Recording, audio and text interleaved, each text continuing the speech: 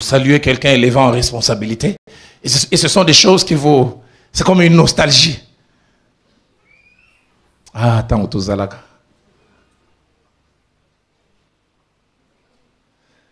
Waouh. Le verset 31 dit, cette famine qui suivra sera si forte qu'on ne s'apercevra plus de l'abondance qu'il y avait dans les pays. Une abondance où il y a plein de choses. Et puis une circonstance qui arrive qui efface toutes les traces. Mais une chose aussi à faire d'une grande importance, quand nous avons et que Dieu ouvre les portes, notez bien cette chose et je prie que des hommes et des femmes à Philadelphie pratiquent cela. Sachez épargner. Dis à ton voisin, épargne.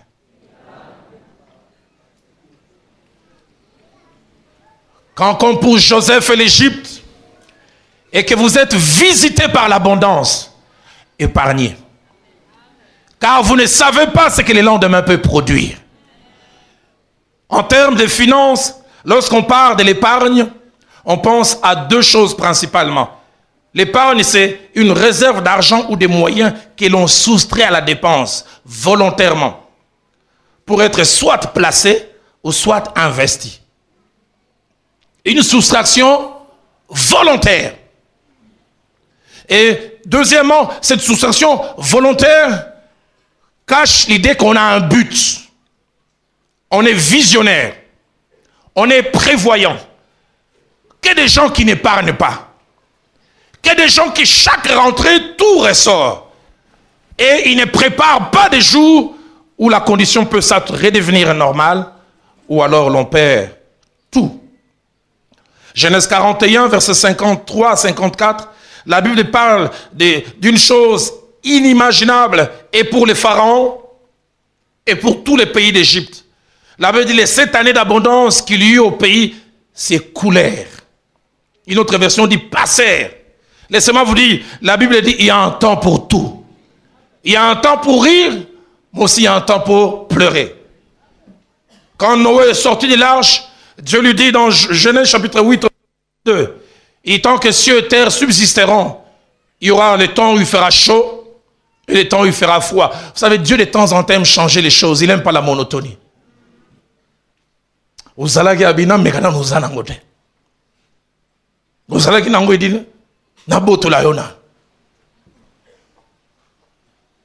y a un temps pour tout. Il y a un temps pour avoir beaucoup. Il y a un temps pour avoir normalement. Et même quelquefois, il y a un temps où il n'y a plus de rentrée. Les 7 années d'abondance qu'il y a au pays s'écoulèrent. Une autre version dit, une saison d'abondance passèrent. Et le verset 54 dit, et les 7 années de famine. Une autre version dit, des manques criantes commencèrent à venir. Ainsi que Joseph l'avait annoncé. Il y eut une famine dans tous les pays, mais j'aime la faim. Mais dans tous les pays d'Égypte, il y avait de la nourriture.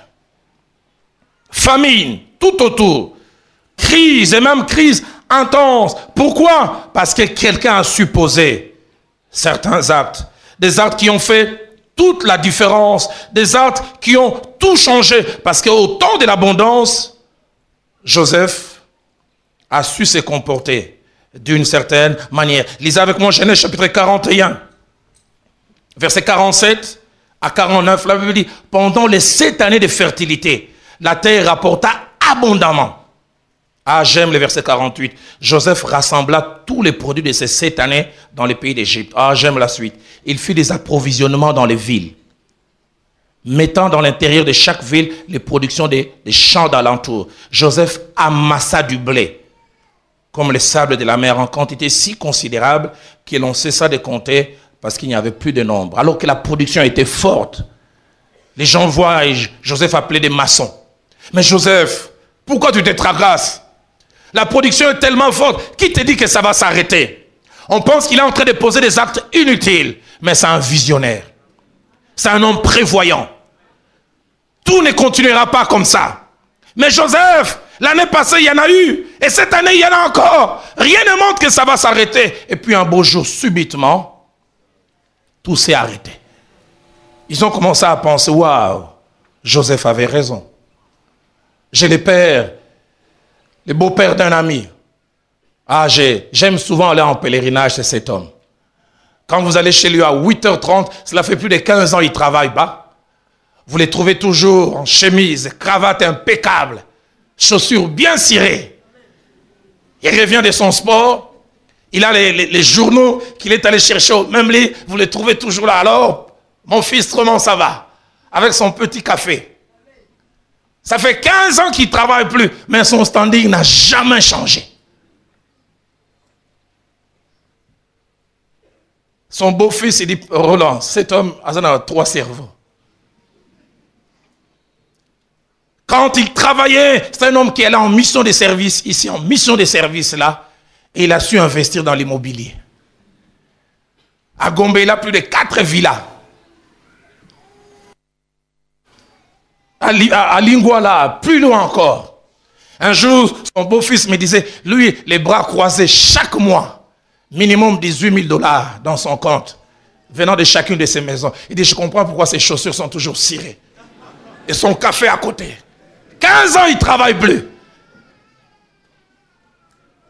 Mais il a su, alors que les autres cherchaient bureau et tiroir, toutes les jeunes filles de la ville, il a su rester fidèle à sa femme.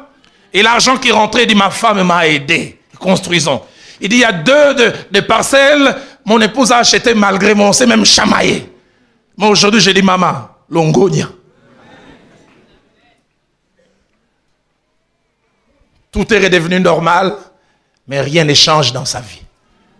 Impeccable, comme si de rien n'était. J'aimerais vous dire, de vieux jours arriveront. Papa Véron, nous ne serons pas toujours forts. Un jour, nous commencerons à avoir des maladies bizarres, lumbago. Hein, ton stylo tombe comme ça.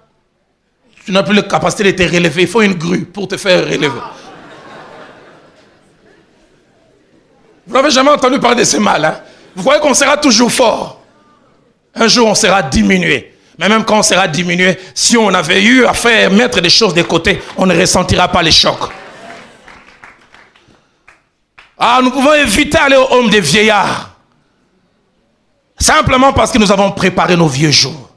Nous avons été prévoyants. Donne-nous des femmes qui peuvent dire, limitons un peu notre style de vie aujourd'hui, afin que notre demain soit meilleur.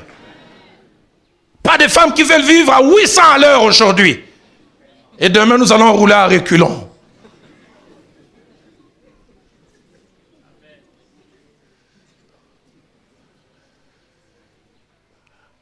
Aucun choc ressenti par le pays, parce qu'il y a un homme. Joseph amassa du blé, comme les sables de la mer, en quantité si considérable que l'on cessa de compter parce qu'il n'y avait plus de nombre. Waouh! Écoutez ce que la suite dit au verset 55 de Genèse 41. Quand tous les pays d'Égypte furent aussi affamés, le peuple cria à Pharaon pour avoir du pain. Pharaon dit à tous les Égyptiens, allez vers Joseph et faites ce qu'il vous dira. La suite dit, verset 57, la famine régnait dans tous les pays. Joseph ouvrit les lieux d'approvisionnement. Seigneur, aide-moi. Quand je vais ouvrir, les gens comprennent, waouh, tu avais raison. Il vendit du blé aux Égyptiens. La famine augmentait dans les pays d'Égypte et de tous les pays on arrivait en Égypte pour acheter du blé auprès de Joseph. Pourquoi? Parce qu'il a su voir avant. J'aime ce que les sages disent dans le livre des Proverbes au chapitre 30, versets 24 à 25. Les sages disent ceci. Il y a sur la terre 4 animaux très petits et cependant le plus sage. La version parole de vie, le plus connaisseur des choses. Il dit, les fourmis, peuple sans force, mais qui préparent en été leur nourriture. Ils préparent en été, quand il fait beau. Ils sont conscients qu'il y a le soleil. Ils sont conscients. Aujourd'hui, là, il y a le soleil, tout va bien. Bientôt, l'hiver va arriver. Il n'y aura plus la production à l'extérieur. Je ne saurais plus sortir. Si je veux sortir, le froid va me tuer. Alors, la production qui rentre aujourd'hui, je mange une partie je mets dans les greniers. Maintenant, c'est l'été. Maintenant, il y a le soleil. Maintenant, c'est le beau temps. Et cet animal qui a, d'après ce que je vis en zoologie, les 1 millionième de notre volume, il a un cerveau qui le rend capable de réfléchir. Et toi et moi, qui avons un cerveau qui peut faire même 15 000 fois, d'après ce que je vis en zoologie. Notre cerveau seulement peut faire 15 000 fois la fourmi. sans compter notre volume. Et la fourmi a la capacité de réfléchir. Il dit liandambo, bombandam, fourmi. Demande à ton voisin à mon nom. Est-ce que fourmi a le caillou maïle?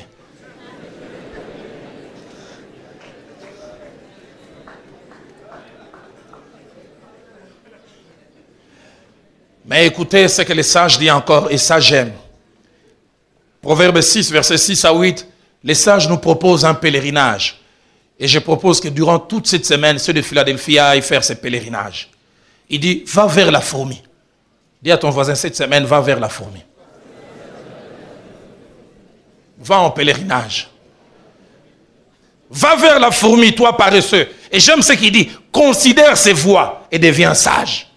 Une autre version dit, étudie sa manière d'agir et acquiert des connaissances élevées. Observe, vois la fourmi, vois comment il se comporte. Et il va plus loin en disant, elle n'a ni chef, ni inspecteur, ni maître. Qu'est-ce que ces trois vocabulaires veulent dire? L'initiative vient de lui.